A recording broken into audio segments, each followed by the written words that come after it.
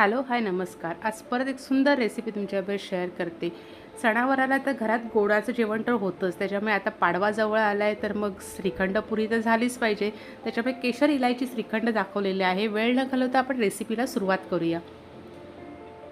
इथे मी आदल्या दिवशी रात्री 1 लिटर दही असं एका कापडामध्ये बांधून ठेवलं होतं. त्याच्यावरती जड वस्तू ठेवून फ्रीजला ठेवून दिलेलं त्याच्यात जाळीमध्ये, की त्यातलं सगळं पाणी निथळून आपल्याला काढायचं होतं. त्याच्यामुळे असं रात्रभर ते मी ठेवलं होतं. जेवढं 5-6 तास ठेवलं तरी भरपूर होतं. पण मी एक सकाळी लवकर करायचं होतं, त्याच्यानुसार मी असं केलं. आणि एक्स्ट्रा जर काय आता असेल पाणी, तर हे बघा अशा पद्धतीने पूर्ण रात्रभरामध्ये आपण त्यातलं सगळं पाणी काढून घेतलेलं आहे. परत एकदा थोडं काय असं जरा आपला फ्रीजचं गारवा असल्यामुळे ते थोडासा हे होतं, मग ते सगळं पाणी एक्स्ट्रा आहे ते पूर्णपणे आता मी काढून घेतलेलं आहे. जितकं घट्ट करायला तुम्ही अगदी त्याच्यावरती जड वस्तू ठेवून द्यायची आणि त्याच्यातलं सगळं अगदी थेंब पाणी सगळं काढून घ्यायचं. असं आपल्याला एकदम घट्टसर असं दही हे वापरायचं असतं. त्याच्यामुळे आपलं श्रीखंड खूप सुंदर होतं. आता इथे मी 1 लिटर दही घेऊन त्याचं केलेलं आहे. तुम्ही रेडीमेड 1 लिटर दही घेऊन करू शकता किंवा 1 लिटर दूध घ्या, त्याचं दही बनवा आणि त्याच्यानुसार सुद्धा तुम्ही करू शकता. तुम्ही बघू शकता, हे बघा किती घट्टपैकी असं मस्त आपलं दही आहे. ते सगळं आपलं ह्याला आपण म्हणतो चक्का. आपला सुंदरपैकी श्रीखंडाचा चक्का तयार झालेला आहे. आता आपण त्याच्यामध्ये टाकायचं आहे मेजरिंग कपचं 1 कप पिठी साखर, म्हणजे पावडर शुगर, जी आपण मार्केटमधनं सुद्धा आणू शकतो किंवा मिक्सरला साखर बारीक करा आणि ती त्याच्यामध्ये टाका. 1 लिटर दह्यासाठी बरोबर 1 कप मेजरिंग कपचा 1 कप साखर, अगदी परफेक्ट गोडपणा येतो. एकदम कमी पण नाही आणि एकदम जास्त गोड पण नाही, असं परफेक्ट गोडपणा येतो.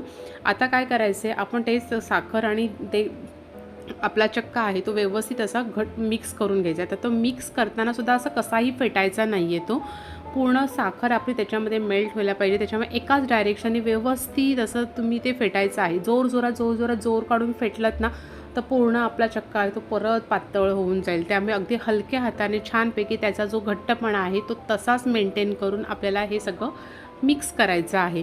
त्याच्यामुळे करताना सुद्धा बघू शकता मी एकाच डायरेक्शननी करते. उगाच असं उलटं कसंही फिरवून ते करत नाही आहे. आपल्याला पूर्ण साखर आहे ती त्याच्यामध्ये विरघळून घ्यायची आहे. अति पण फेटायचं नाही आहे, कारण का प्रत्येक स्टेप आपण त्याच्यामध्ये मिक्स करताना फेटणारच आहोत. त्याच्यामुळे पहिल्याच ह्याच्यात भरपूर फेटायचं, मग परत हे असं करत शेवटपर्यंत ते भरपूर फेटलं जातं. त्याच्यामुळे थोडं फेटून झालं. आता इथे मी इलायची पावडर म्हणजे वेलची पावडर घेतलेली आहे 1 टीस्पून. आता आपले वेलची फ्लेवरचं श्रीखंड असल्यामुळे आपण त्याच्यामध्ये वेलचीचं प्रमाण थोडंसं जास्त टाकलेलं आहे. आता वेलची पावडरसुद्धा आपण त्याच्यामध्ये अशाच पद्धतीने मिक्स करून घ्यायची आहे. अशा स्टेप बाय स्टेप सगळ्या गोष्टी आपल्याला मिक्स करताना हे असंच करायचं आहे. त्याच्यामुळे अति फेटू नका. प्रत्येक स्टेपला बरोबर फेटून त्याचा जो थिकनेस पाहिजे आपल्याला तो बरोबर अगदी शेवटपर्यंत मेंटेन राहतो. आता आपलं इलायची आणि पावडर म्हणजे आपली पिठी साखर सगळं व्यवस्थित छानपैकी असं मिक्स करून झालेलं आहे. आता ह्याला थोडासा फ्लेवरसाठी मी इथे थोडा आधी एक दूध घेतलेलं, त्याच्यामध्ये केशर टाकला होता. केशर टाकून तो सगळं भिजत घेतलं, केशरचा फ्लेवर त्याच्यात उतरण्यासाठी.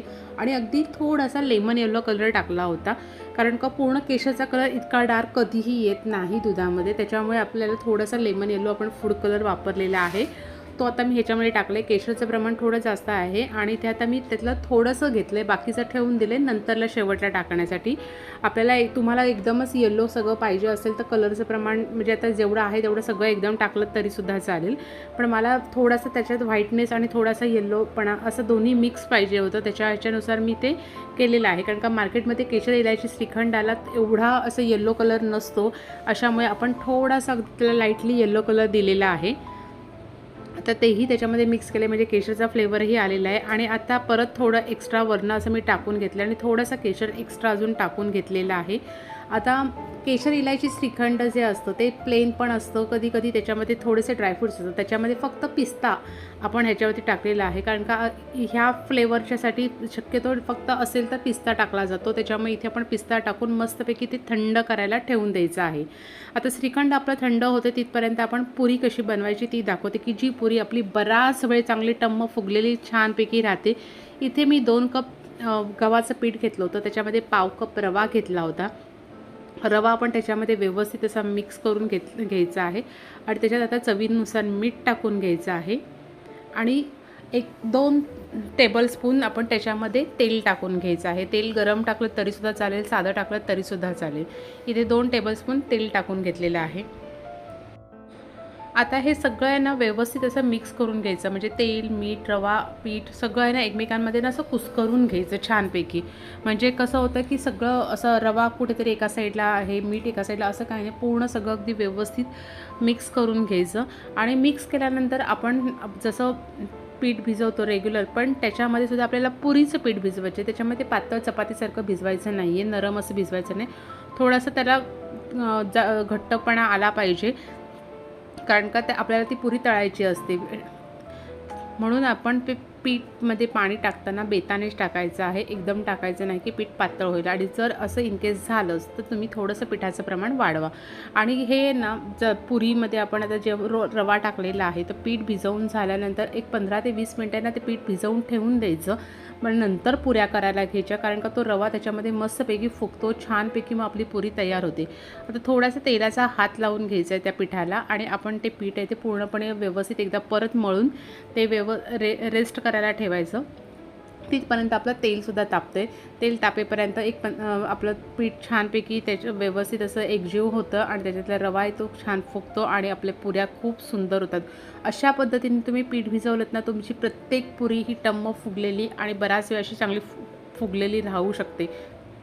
नक्की ट्राय करा तुम्ही. आता इथे तुम्हाला छोट्या मोठ्या ज्या साईजमध्ये पुऱ्या करायच्या आहेत त्यानुसार तुम्ही करायचं आहे. पुरी लाटताना एकदम जाडी पण लाटायची नाही आणि एकदम पातळ पण नाही, असं जरा मीडियम साईजमध्येच पुरी लाटायची, म्हणजे प्रत्येक पुरी ही छानपैकी फुगते. एकदम जाडजाड पण लाटली तर ती खायला बरोबर लागत नाही आणि एकदम पातळ लाटली तर ती पाहिजे तशी फुगत नाही. तेल आता गरम झालं, तेल गरम झालं की नाही मी थोडंसं एक पिठाचा गोळा टाकून चेक करून घेतलं तर तेल व्यवस्थित असं गरम झालेलं आहे. आता आपण त्याच्यामध्ये आपल्या पुऱ्या आहेत त्या तळून घेऊया. आणि प्रत्येक पुरी ही व्यवस्थित अशी फुगणार ह्याची गॅरंटी आहे, कारण का तुम्ही जर अशा पद्धतीने पीठ भिजवलं तर नक्कीच तुमच्या पुऱ्या खूप छान होतील. त्यामुळे ह्या पाडव्याला श्रीखंड पुरी ही झालीच पाहिजे. त्याच्यामुळे अशा पद्धतीने छानपैकी श्रीखंडसुद्धा बनवून बघा आणि अशा पद्धतीने पुरीसुद्धा बनवून बघा. हे बघा, प्रत्येक पुरी आपली ही अशीच छान मस्त टम्म अशी फुगणार आहे. दोन्ही साईडने छान पुरी आपली फुगवून तयार झालेली आहे तळून. आणि अशी श्रीखंड पुरीचा बेत ह्या पाडव्याला नक्की होऊ दे. रेसिपी आवडली असेल तर रेसिपीला लाईक करा, तुमच्या आवडत्या व्यक्तींना शेअर करा आणि गुढीपाडव्याच्या तुम्हाला शुभेच्छा. आणि परत ह्या गुढीपाडव्याला ही श्रीखंडपुरी नक्की ट्राय करा. चॅनलवर नवीन चॅनल सबस्क्राईब केलं नसेल तर लवकरात लवकर चॅनलसुद्धा सबस्क्राईब करून घ्या.